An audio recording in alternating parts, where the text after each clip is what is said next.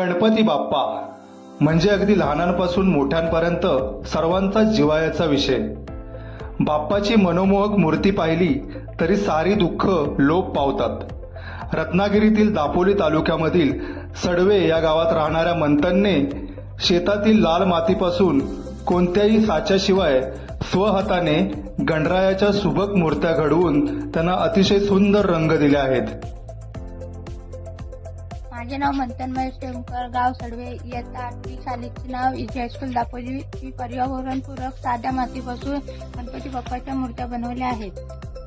मला लहानपणापासूनच चित्र काढण्याची आणि मूर्ती बनवण्याची प्रचंड आवड आहे। मंथन दापोलीमधील एजी हायस्कूलमध्ये इयत्ता 8वी मध्ये शिकतो। मंथनला चित्रकलेची सुद्धा प्रचंड आवड आहे। त्याने काढलेल्या चित्रांची सुद्धा एक व्हिडिओ मागे व्हायरल झाली होती, तेव्हा सर्व स्तरातून त्याचे कौतुक झाले होते।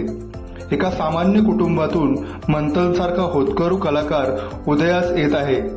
गरज आहे ती त्याच्या पंखांना बळ द्यायची।